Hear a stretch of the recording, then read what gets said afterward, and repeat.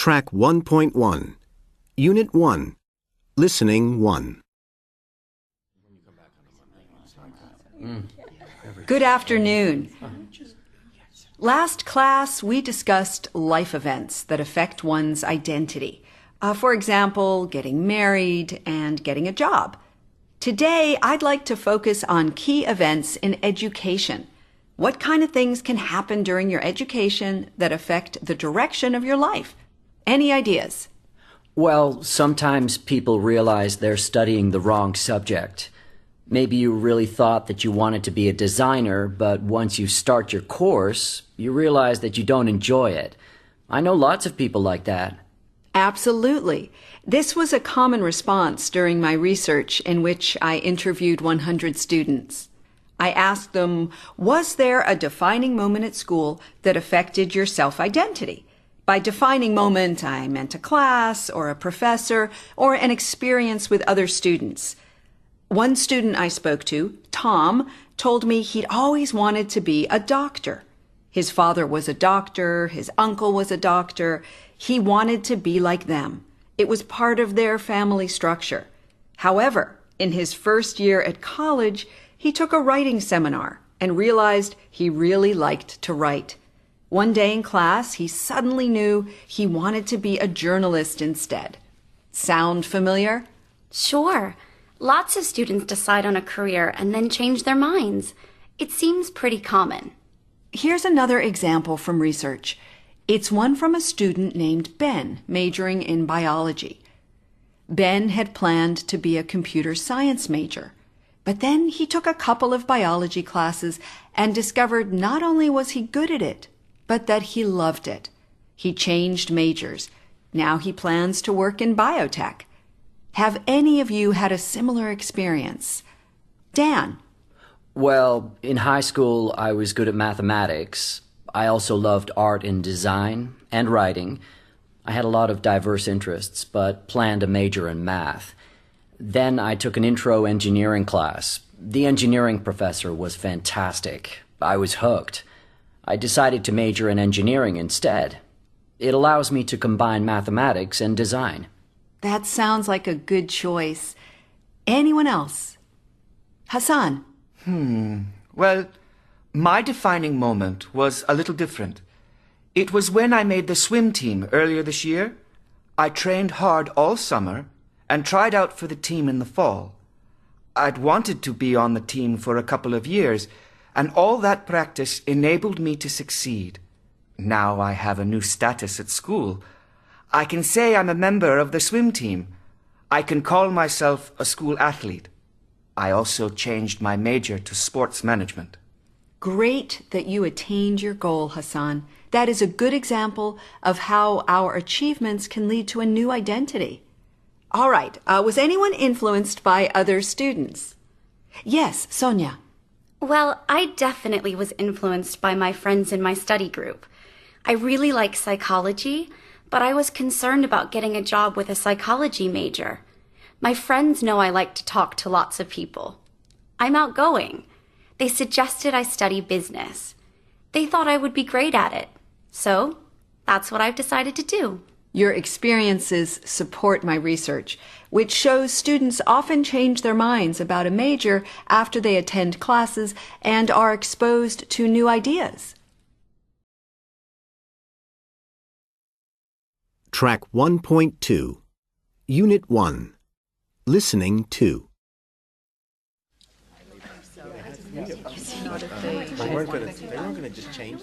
Good morning, everybody. Today, I'm going to be talking about methods used for identifying people. Every day, there are situations in which we have to identify who we are. Not that long ago, a photo ID was sufficient for most purposes. But nowadays, we live in a world full of technology, where there are issues with identity theft and the need to confirm our identity in other ways. Thus, there is now a need to move beyond the basic information on our photo IDs. For example, we have user IDs and passwords to use with our computers. It's also becoming more common for us to be identified using biometric information. Biometrics is the process where a unique physical feature of a person, for example, someone's face or voice, is recorded electronically and used to confirm a person's identity. All right. So first, I plan to briefly look at photo IDs and passwords. Then I'll talk in more detail about how using biometrics is a more reliable way to identify someone. So, now let's focus on photo IDs. For instance, a passport or a driver's license. These may vary a bit from country to country as to what personal information they include, but in general, these IDs typically include a person's photo, name, nationality, gender, male or female, and an identification number. It may also include hair color, eye color, and height of the person. An advantage of a photo ID is someone can look at the photo and quickly check who you are. A disadvantage is it can be lost or stolen, and photos can be altered. Okay, so what about passwords, user IDs and PINs, personal identification numbers? Well, while these are excellent ways to protect our bank accounts, computers, and social media profiles, this information could be stolen and used by somebody else. There's no way to guarantee that the person entering the password or PIN is the real owner of the account, and as such, these are not reliable ways to establish identity. Now, let's turn our attention to biometrics. I want to look at how biometric information is used to identify someone. The oldest way is by taking a person's fingerprint. You are all probably familiar with this. Do you know why each of us has a unique fingerprint? It's because the skin on each of our fingers has a unique pattern. Although the skin on our fingers is flexible, a fingerprint is one reliable way to identify someone. This is especially true nowadays where 3D scanners are used. The second biometric form of identification I want to mention uses voice. Each person's voice has a unique combination of features, such as pitch and rhythm. This makes it possible for a recording of a person's voice to be used to confirm identity. To make a voice ID, the user records themselves saying a short sentence. Later, when they want to access the account, or whatever's protected by the voice ID, they repeat the sentence. If the pitch and rhythm of the two sentences match, the person's identity can usually be established. This is useful in situations where the person cannot be seen, for example, on the telephone. Voice ID is generally considered a reliable way to identify someone. Of course, voice recognition software isn't 100% accurate, so it cannot always be relied on for all situations. Next, let's consider how DNA testing is used to identify people. All people share over 99% of the same DNA information. However, there is a very small amount of DNA information that varies from one person to another. The small amount is used in DNA testing. Let me explain. Let's say the police submit 2 samples of hair to a DNA crime lab. The lab extracts the DNA from one sample of hair and compares it to the DNA they extract from another sample to see how closely the 2 samples match. The lab looks for the probability the 2 samples are from the same person.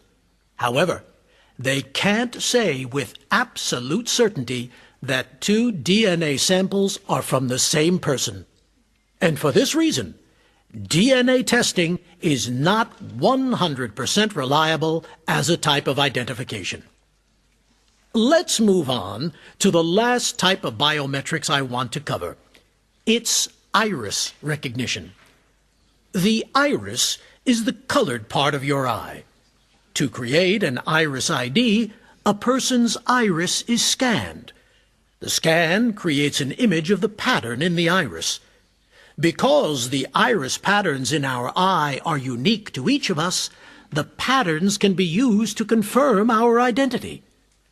Compared to other types of biometrics, iris recognition is especially good for identification. There are a couple of reasons for this. First, because the iris is inside the eye and well protected from damage, it doesn't change over time. Second, because the iris is mostly flat, it is easy to create a very accurate video image of it. As a result, iris recognition is one of the most reliable biometric forms of ID we have. For this reason, iris recognition is often used in automated border crossing between some countries and in buildings where security is important. As technology develops, there will continue to be new biometric ways to identify people. Given that biometrics is based on our unique physical features, this makes it the most reliable way to identify people. Track 1.3, Unit 1, Pronunciation for Speaking. 1. A. That sounds amazing. B. That sounds amazing. 2. A. Oh, really? B. Oh, really? 3. A. That's great. B. That's great. 4. A. Me too. B. Me too. 5. A. Yes, I have. B. Yes, I have. Track 1.4, Unit 1, Pronunciation for Speaking. 1. When I was 17, I became the youngest person ever to study at NSY.